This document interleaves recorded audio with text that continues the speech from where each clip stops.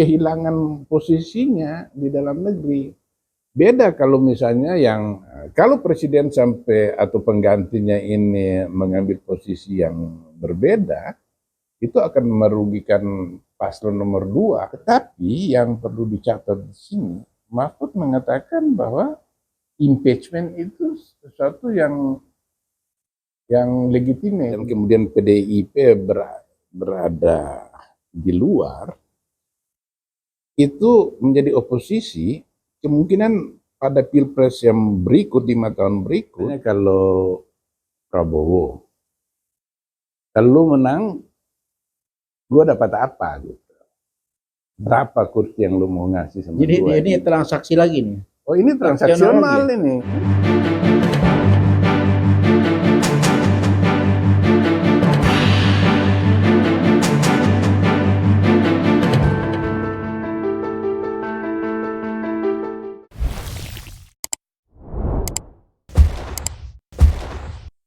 Bismillahirrahmanirrahim. Assalamualaikum warahmatullahi wabarakatuh. Waalaikumsalam warahmatullahi wabarakatuh. Ahlan wa sahlan. Jumpa lagi di Peace dan Khas Channel. Sehat ya?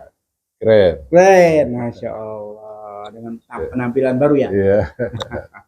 Jadi gini Bib, kita menyambut tahun 2024 ini kan dengan penuh kegembiraan. Jadi Peace dan Khas Channel juga kepengen dengan wajah baru. Nah, dengan perubahan gitu Bib. Nah, jadi kita maunya kegembiraan, Bib. Iya, jadi tapi situasi membuat kita nggak bisa terlalu gembira. Nggak apa-apa, masih tetap aja gembira. Iya. Walaupun di sana sini timbul masalah yang apa namanya agak aneh-aneh ya. Iya. Jadi kita masih tetap berharap dengan bisik-bisik ya, bisik-bisik politik tentang kenegaraan ini, insya Allah bermanfaat ya. Iya. Itu yang menggelitik saat ini Beb, ada satu isu Beb. Ya, jadi sempat juga semacam tanda tanya besar ya dari LSM PIS ya, kita cuma mengadakan semacam diskusi kecil ya di antara pengurus PIS, apa yang terjadi dengan kabinet ini Beb. Seorang Menlu yang sedang bertugas tiba-tiba ada ad interim, sementara yang menggantikan juga bukan di bidangnya, wakilnya juga ada. Beliau lagi berdiri di forum dunia, di internasional, di PBB, kan luar biasa kan, Amerika lagi, negara demokrasi gitu. Jadi antum sebagai pengamat Timur Tengah ya, banyak sekali tahu persis tentang apa namanya Timur Tengah ini, atau khususnya dunia luar ya. Apa pendapat antum tentang kejadian ini? Iya, ini memberi isyarat kuat bahwa Menteri Luar Negeri kita, Pak Retno LP Marsudi ini akan mengundurkan diri. Nah, sehingga Presiden Jokowi tidak ingin terjadi secara mendadak. Karena apa? Mungkin Bu Retno sudah menyampaikan kepada Presiden Jokowi bahwa dia akan menjalankan tugas dia yang terakhir kali dalam debat yang sedang berlangsung di Dewan Keamanan PBB terkait aksi-aksi genosida Israel terhadap Gaza, kaum Palestina di Gaza. Di antaranya kan Retno meminta agar dunia memboikot dunia menghentikan perang segera dan memboikot pengiriman senjata ke Israel. Apa yang dilakukan oleh Afrika ya? Ya, ini memang hanya Amerika Serikat yang masih mengirim senjata ke Israel. Nah, jadi kita tidak bisa menafsirkan lain dari langkah Jokowi mengangkat Budi Ari sebagai Menteri Luar Negeri ad interim pada saat ini, saat Retno Marsudi sedang di luar negeri. Tugas Menlu itu memang berada di luar negeri, menjalankan diplomasi demi untuk kepentingan nasional, menjaga ketertiban dunia yang sekarang ini kan makin mencemaskan Timur Tengah. Nah, aneh kalau pengangkatan Budi sebagai Menlu ad interim itu ketika Menteri Luar Negeri itu berada di luar negeri yang merupakan tugas pokoknya dia, itu tidak memungkinkan kita untuk menginterpretasikan lain daripada bahwa Retno itu akan mengundurkan diri. Ya, terlepas dia mengundur diri atau tidak, kan beliau kan sedang menjalankan tugas negara Iya. di forum internasional. Iya, betul. Sementara kan kita kan juga menjadi sorotan dunia kan, masalah pilpres, masalah krisis ekonomi, masalah krisis segala macam krisis ya, gitu. Nah, ini ya kan yang menambah beban lagi kan kepercayaan dunia internasional terhadap Indonesia. Iya, dan melemahkan suara Indonesia di Dewan PBB yang sedang dilakukan oleh Retno ini, karena Israel kan bisa mengatakan bahwa wah, ini Menlu ini sudah nggak dipakai di dalam negerinya dia. Jadi apa yang dikatakan oleh Retno itu sesuatu yang nonsens, kehilangan, tidak mewakili kan? Iya, kehilangan kehilangan legitimasinya dia sebagai Menteri Luar Negeri. Nah, ini dampaknya kepada luar negeri itu sangat negatif bagi Indonesia, karena ini hal yang hampir tidak pernah terjadi sebelumnya.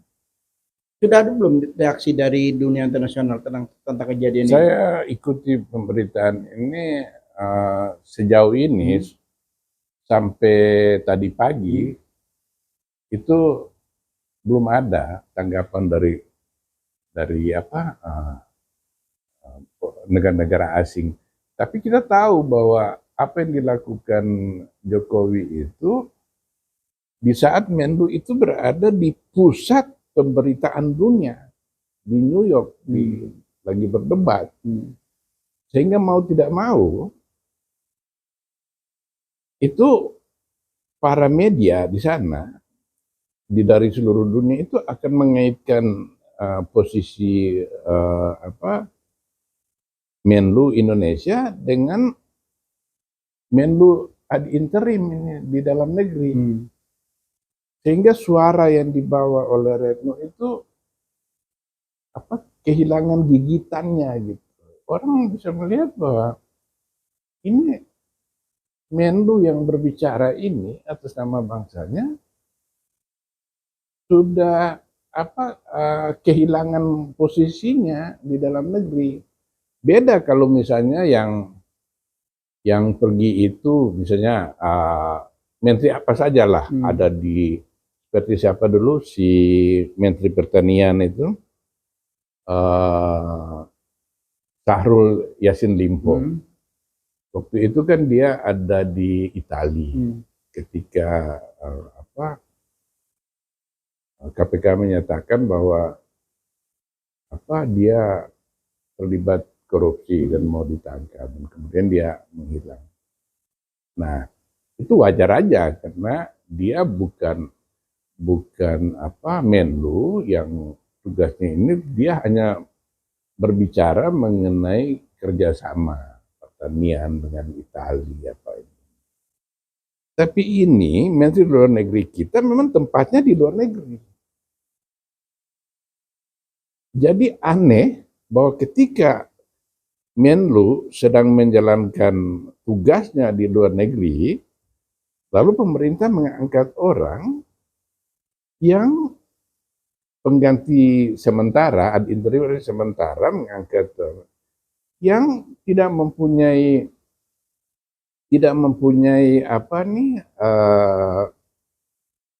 kapasitas, pengalaman dalam menjalankan politik luar negeri itu. Sementara di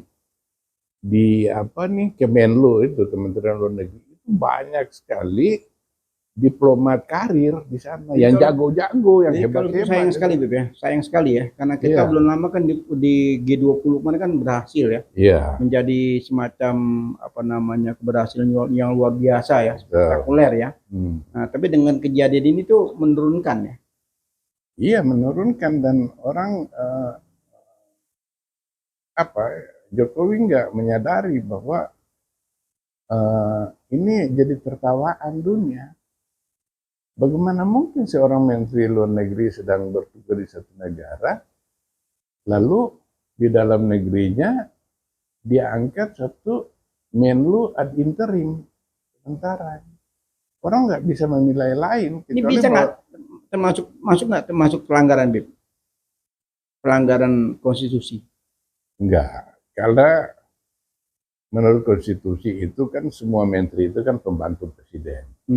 Mereka bisa diangkat kapan saja dan diberhentikan kapan saja, karena mereka bukan dipilih oleh rakyat. Tapi kan ini kan membawa bendera negara kan, tidak Iya. membawa bendera negara lagi, Iya. tugas negara kan. Betul. Sama juga dia Betul. menyampaikan dirinya sendiri kan, menyampaikan diri presiden sendiri kan di mata dunia kan.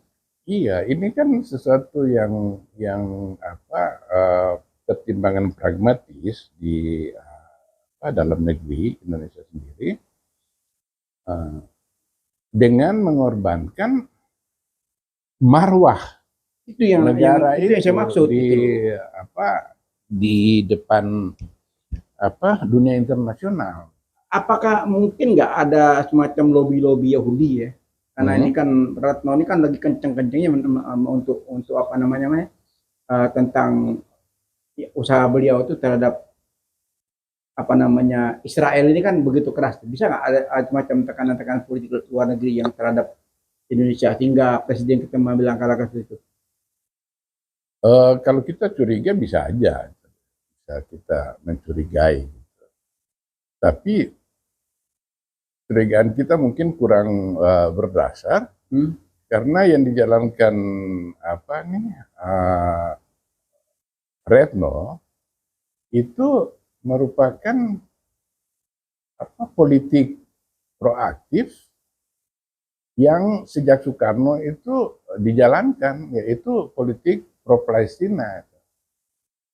Nah, jadi dalam hal ini tidak ada sesuatu yang aneh dari apa yang dilakukan pemerintahan kita melalui Retno. Jadi siapapun penggantinya nanti jadi itu bisa dikatakan mustahil dia akan mengubah posisinya dibandingkan dengan posisi yang diambil oleh Retno.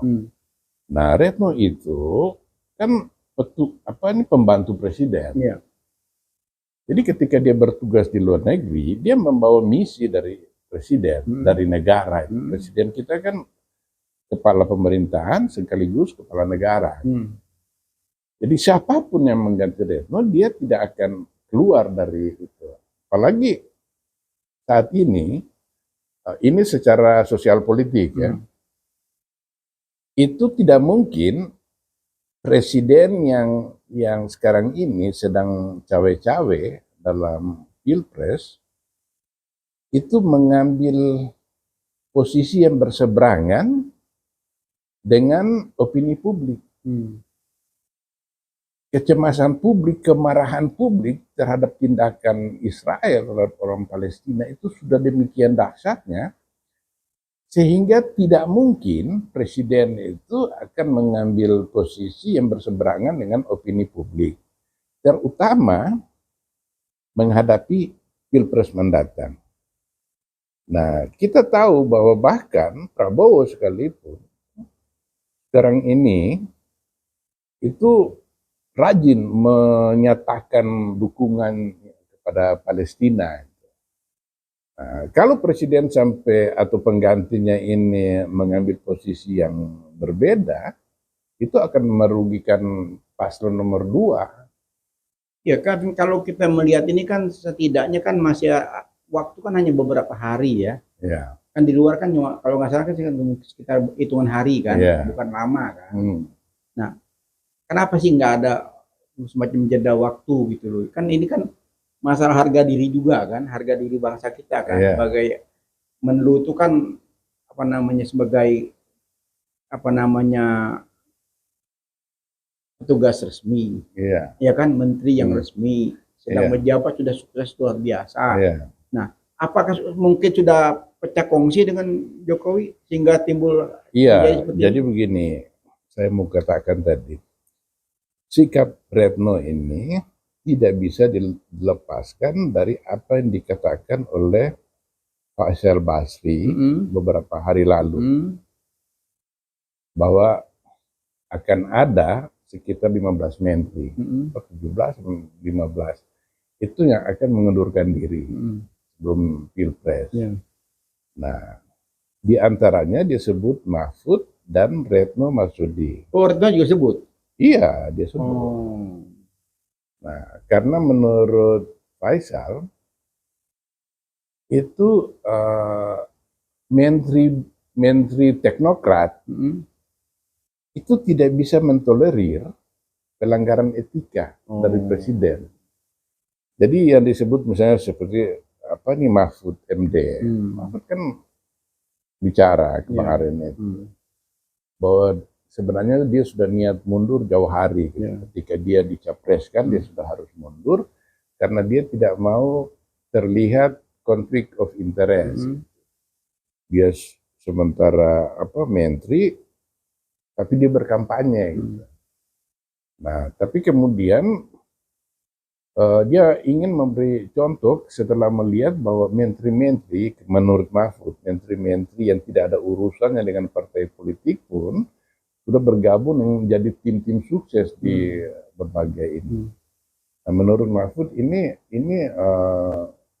tidak etis dan dia tidak mau menjadi salah satu dari menteri yang seperti Ya, itu. sebetulnya sejak lama dari kita ini dari podcast kita selalu menyuarakan dari sejak lama bahwa selayaknya kan menteri maupun apa namanya mau itu gubernur, mau itu bupati, mau wali kota, semuanya kan harus mengundurkan diri, kan gitu untuk ikut di kontestasi ini kan. Tapi kan tidak dianggap. Sekarang kan udah tinggal hitungan hari baru muncul niat mengundurkan diri setelah Faisal Basri bicara kan. Nah ini kan menjadi tanda tanya besar juga kan. Kenapa nggak dari semula itu? Karena gimana pun juga kan tidak bisa dipisahkan menggunakan fasilitas negara. Apapun caranya tidak akan bisa kan. Orang itu melekat kan. Bagaimana caranya untuk memisahkan itu kan. Terus apa namanya? Ya memang sebetulnya contohnya kita lihat nih, contoh kan dari atas ya. Atau memberikan contoh yang seperti ini ya. Bahkan membolehkan, jadi tidak perlu mengundurkan diri kan waktu itu kan presiden sendiri yang bilang kan tidak perlu mengundurkan diri, silakan apa namanya juga bahkan cuti aja, lalu tidak menggunakan fasilitas negara. Iya, jadi begini, Faisal Basri itu kan seorang tokoh. Dia pasti bicara itu tidak asal-asalan. Itu resikonya besar dan dia menyebut diantaranya juga Basuki Menteri Pekerjaan Umum dan Perumahan Rakyat. Itu biro apa nih teknokrat juga, jadi dan juga Sri Mulyani. Dan Faisal Basri punya ucapan ini belum dibantah oleh siapapun, Sri Mulyani, kemudian orang-orang yang disebut. Tidak ada yang bantah ya. Tidak ada yang bantah. Ini menunjukkan bahwa sangat mungkin apa yang dikatakan Faisal itu benar, bahwa akan ada pengunduran diri masif. Ya kalau memang seperti yang tu bilangnya memang menjadi kenyataan. Setelah beberapa hari Faisal Basri bicara, Mahfud kan bicara kan. Sebelumnya Mahfud kan tidak pernah bicara kan. Walaupun katanya sudah lama rencana begini-begini kan, baru bicara setelah ada suara dari apa namanya pertemuan Indemo itu kan, pertemuan Malari itu yang mengkaitkan tentang penolakan masyarakat tentang investasi Cina di Indonesia kan. Kalau sebelumnya Malari itu apa namanya menawan investasi Jepang dari Jepang sehingga terjadi apa namanya kerusuhan yang cukup besar kan, sehingga pasal Perdana Menteri Jepang tidak jadi ke Indonesia kan, dampaknya masyarakat kan masih bui kan. Nah, dalam rangka ulang tahun itu kan mereka kumpul semua tokoh, ya kan. Nah, di situ juga EF kan sempat bicara, banyak tokoh-tokoh lainnya semuanya kan akan bicara gitu loh. Nah, dalam pembicaraan itu rasanya kita udah sempat apa namanya, wah, luar biasa kagetnya ya, karena begitu banyak tokoh-tokoh hebat yang ada di situ, semuanya menyampaikan tentang pemakzulan berkaitan juga dengan pertemuan petisi 100 yang diterima oleh Mahfud MD kan, sebelumnya kan, di bawah Faisal Asgaf kan. Kita juga mesti kaitkan juga gini, ada dua hal yang saya catat. Yang menunjukkan bahwa besar kemungkinan menurut saya memang akan terjadi peruntuhan terhadap pemerintahan Jokowi. Dua hal yang saya catat. Pertama, kemarin Mahfud mengatakan bahwa pengunduran diri ini merupakan dorongan juga dari Ganjar Pranowo. Dan Ganjar adalah seorang kader PDIP dan capres sekarang ini. Yang kedua, secara agak ganjil, Prabowo menerima petisi 100. Mahfud di kantornya.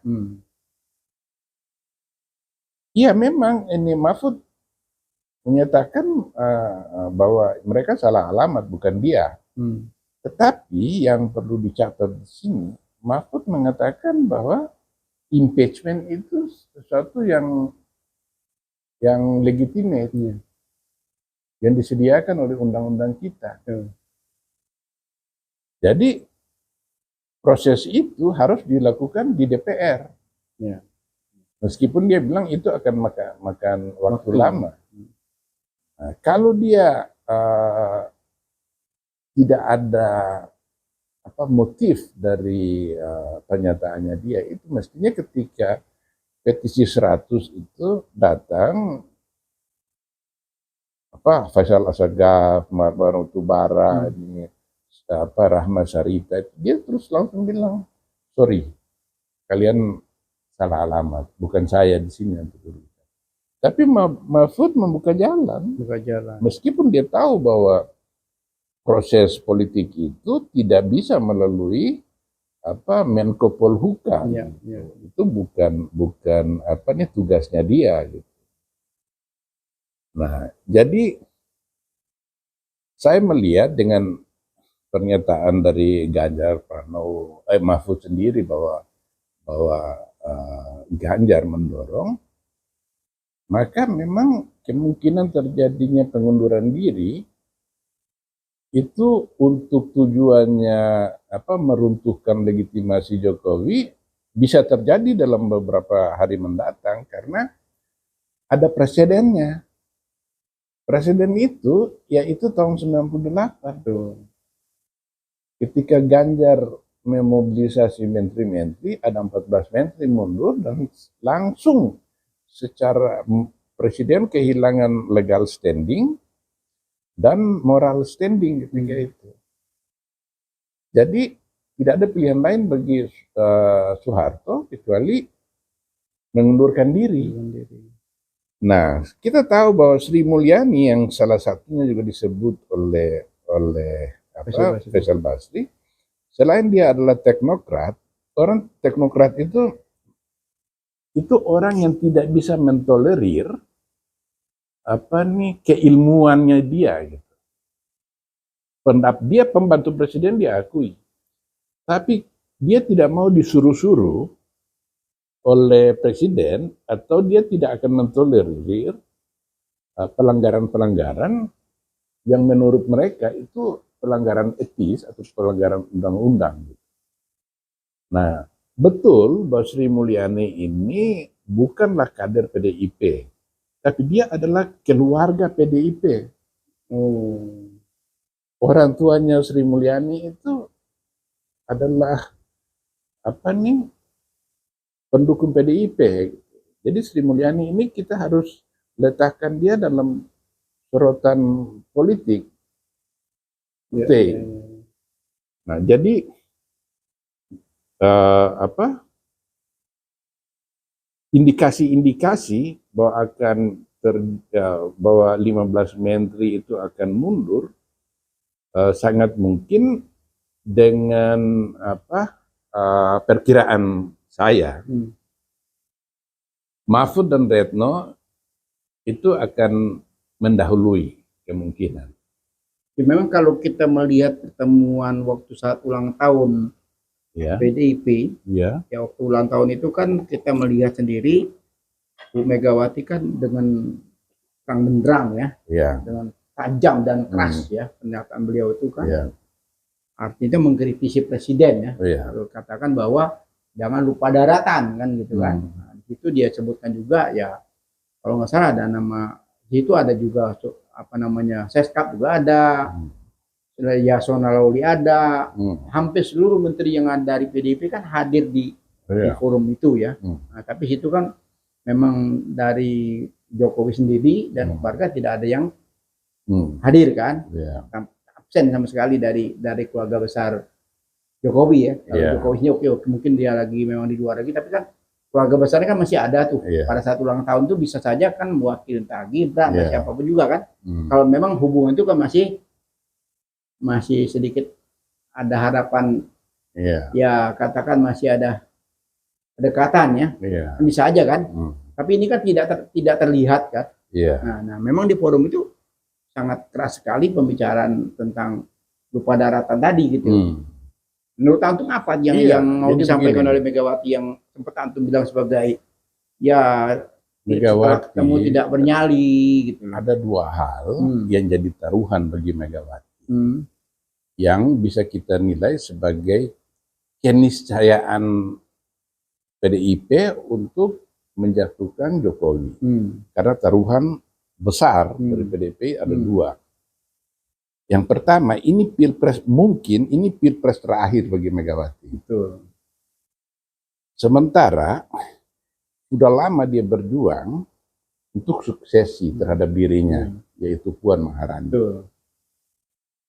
Sementara realitas politik hari ini itu Ganjar Pranowo yang diusung PDIP kemungkinan tersingkir di putaran pertama. Iya.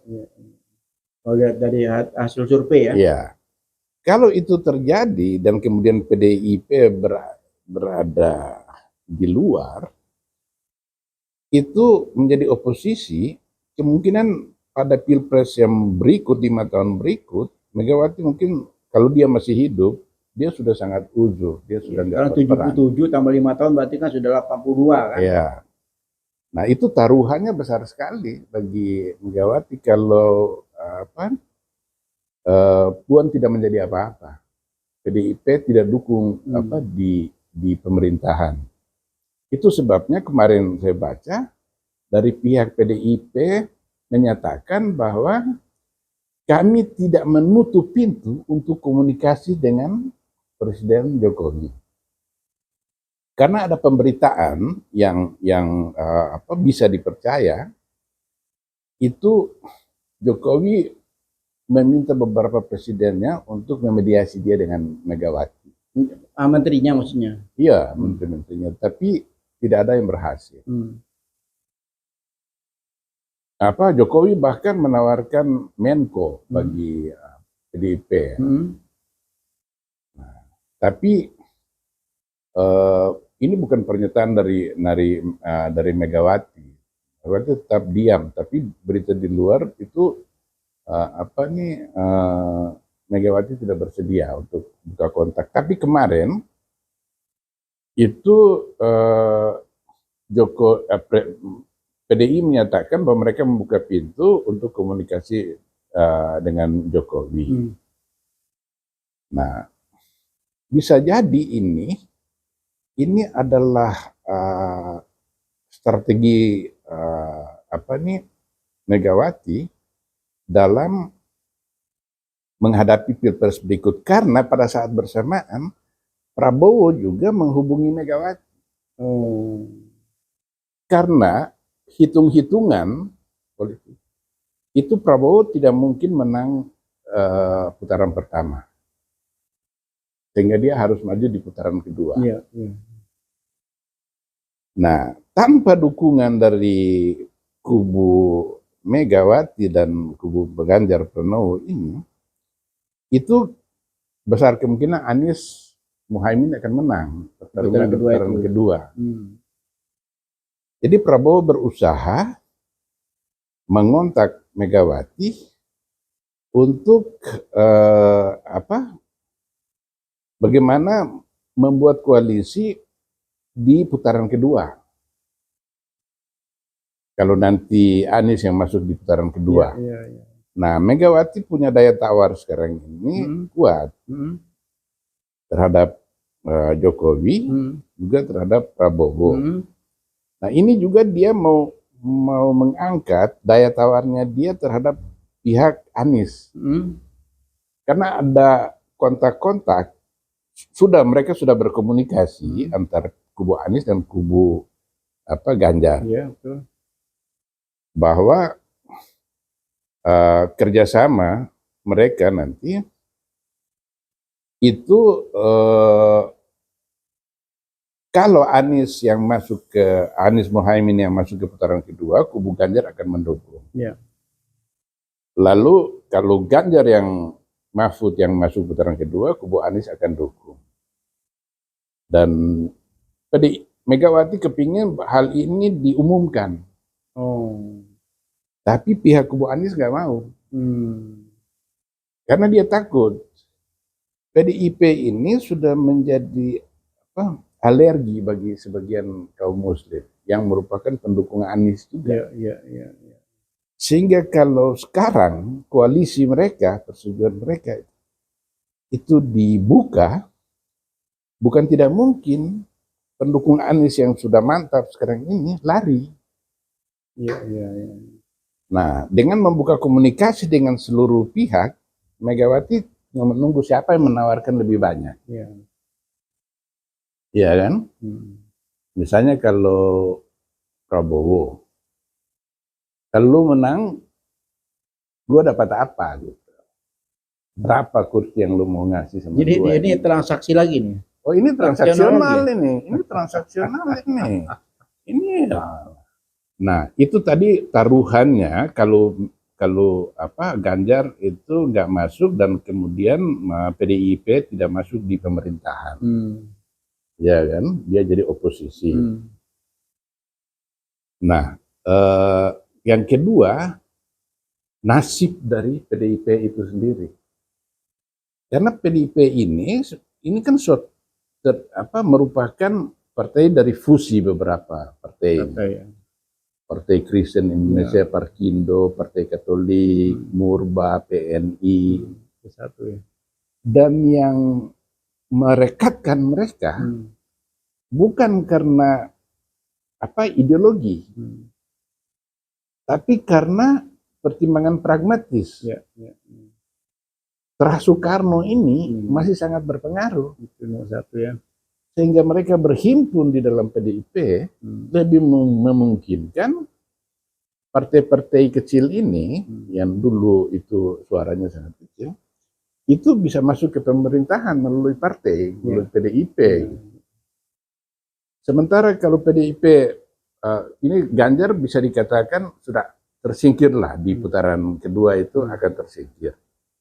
Pertanyaan besar bagi PDIP itu bagaimana gitu menyelamatkan dirinya. Gitu. Nah, lebih baik dengan siapapun pemenangnya, Megawati harus ikut di pemerintahan, PDIP harus ikut di pemerintahan. Puan akan masuk ke situ juga. Sehingga pada waktunya nanti ketika Megawati sudah mundur, turun dari PDIP, itu selama pemerintahan di pemerintahan itu Puan itu diharapkan masih bisa menjadi penyatu dari PDIP ini. Walaupun bukan terah Soekarno kan? Ya, walaupun dia itu kalau menurut sistem patriarkal, yaitu garis keturunan dari pihak ayah, ya Puan sudah bukan terah Soekarno. Bukan terah lagi ya. Itulah sebabnya Megawati ini dalam posisi kritis di mana dia akan tersingkir, tapi di detik-detik terakhir ini dia ingin mendapatkan sesuatu pertimbangan politiknya. Ironis sekali ya, Beb ya. Iya. Kalau melihat video ini ya. Iya. Dia yang memulai dan dia yang harus mengakhiri ya. Nah, Dia kan, dia yang memulai, yang mengangkat Jokowi, dan dia harus mengakhiri ini ke semua kan. Iya. Nah itu kira-kira berhasil nggak, Beb? Cara apa yang dia harus lakukan lagi, cara-cara supaya dia bisa mengakhiri dengan apa namanya legacy yang baik gitu loh. Nah itu sebabnya untuk survive itu dia punya opsi yang dia pegang yang juga menakutkan Jokowi sekarang ini, yaitu opsi pemakzulan. Hanya itu yang dia bisa pegang dan tawar-menawar kalau nanti siap kubu mana yang menang, gua dapat berapa menteri kalau gua mau dukung. Iya. Nah, yang penting pihak Anies ini juga, kalau pihak Anies ini dalam Pilpres ini itu menerima hasil dari putaran pertama, maka PDIP ini selain dia tersingkir dari putaran kedua, dia terisolasi. Jadi kalau kita lihat dia ini, cuma sendiri dan P3 ini itu sudah kosong, partai yang sudah kosong, pendukungnya itu sudah lari ke Anies semua. Tapi di kubu perubahan sendiri, di kubu Anies kan serba salah ya. Di satu sisi menerima tawaran untuk kerjasama di putaran kedua itu membuat efek ya. Pemilih Anies yang loyalis ini tidak bersempati. Di sisi lain khawatir juga kalau ketinggal maka Megawati masuk ke kelompoknya Prabowo. Iya, jadi kalau nanti di putaran kedua itu ini pikirannya dari kubu Anies. Pendukung Anies akan melunak terhadap PDIP. Karena dia nggak punya pilihan. Kalau saat ini, ya kan coba. Nanti kalau putaran kedua, misalnya di putaran pertama PDIP kan sudah tersingkir. Nah, itu tawaran kan sekarang kan sudah muncul nih. Yeah. Contohnya kemarin pertemuan Sudirman Said kan, yang sampai sempat dikritisi oleh Nasdem kan, jadi ramai kan. Nah itu akhirnya sudah clear kan. Nah ini sebetulnya apa namanya dua pilihan, dua-duanya berat ya. Bergabung sekarang dampaknya berat, bergabung di ujung nanti khawatir sudah bergabung ke tempat lain, gimana, David? Iya, jadi begini, kalau dia sudah di putaran kedua,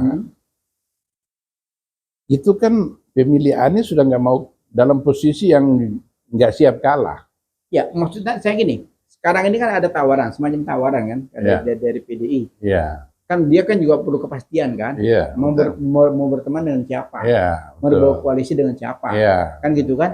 Nah begitu ditawarkan kepada koalisi perubahan kan juga serba salah nih, mau terima sekarang. Itu momentum nggak tepat nggak tepat sekarang. Semua kan, diterima sekarang nggak tepat, diterima nanti pun juga khawatir ketinggalan kan gitu kan. Jadi maksudnya apa yang akan diambil oleh PDIP atau? Ya, katakan PDIP ini kan lagi jadi temen nih untuk putaran kedua. Anggap aja dia nggak masuk kan. Nah sekarang kan ada semacam tawaran kan, ke koalisi perubahan. Koalisi perubahan kan juga masih memperhitungkan kan. Belum berani mengatakan iya sekarang ini kan. Karena dampaknya secara informal di belakang layar, pada prinsipnya mereka sudah setuju akan kerjasama itu. Cuma jangan kita buka sekarang. Kalau mereka sudah tersingkir di posisi kedua ketika Anies Mohaimin menghadapi Prabowo Gibran, pendukung Anies ini maupun Prabowo itu sudah nggak siap kalah. Nah ini membuka pintu untuk kerjasama secara terbuka. Dan pihak Anies akan mau menerima karena dalam hal ini PDIP itu punya daya tawar lebih lemah karena dia bukan partai utama. Betul. Beda dengan dulu dia dapat 7 Ya. menteri, dia datang belakangan. Dan sasaran PDIP hanya bagaimana saya ada di pemerintahan.